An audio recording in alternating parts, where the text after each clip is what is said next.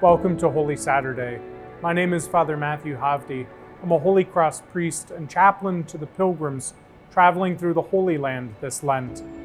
Our sites today invite us to consider the life of Mary, the mother of Jesus, and our mother too. So much has happened in the life and death of Jesus, but consider that it began and was made possible by the acceptance of a mission by a young maiden just old enough to be betrothed. We present to your senses the Church of the Annunciation, a place that commemorates Mary's yes, in answer to the angel's request from God. The thing that strikes me most about Mary was how courageous she was, how trusting she was.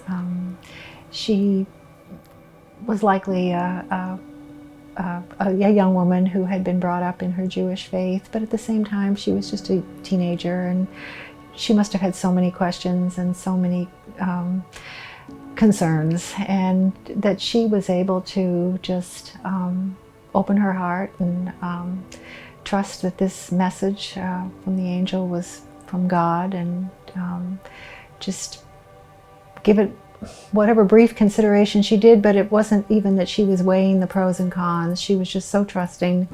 She was just able to say yes and change the world.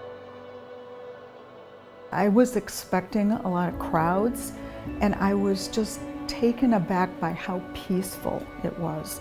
And to see, the place where the angel Gabriel, came to Mary, and she said yes so quickly to God's will. And I think for me, I wanted to make this trip because I really am at a stage in my life since I've just retired. I want to know what God's will is for me. I feel like I still have something to give back.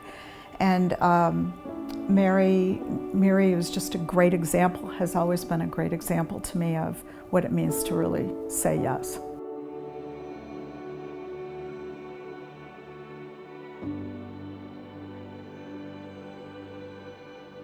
When we consider the enormity of her mission, how might we be inspired to accept what God has asked each of us to do in our vocations?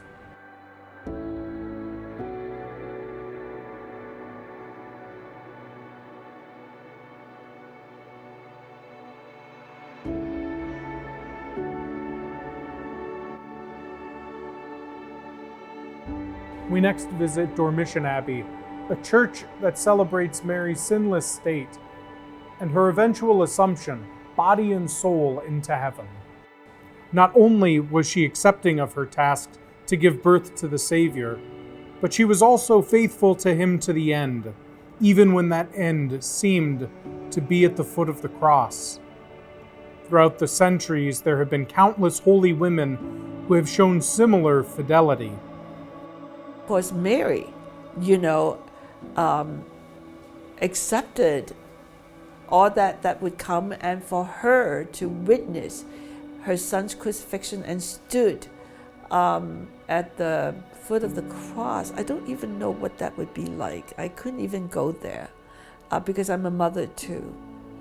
But that whole experience is about being willing to be vulnerable when we are willing to love. What moved me the most in the Dormition Abbey was the sense of presence of Our Lady as we were there. I love the phrase, "She breathed her last and entered heaven." That's a beautiful expression of her Dormition.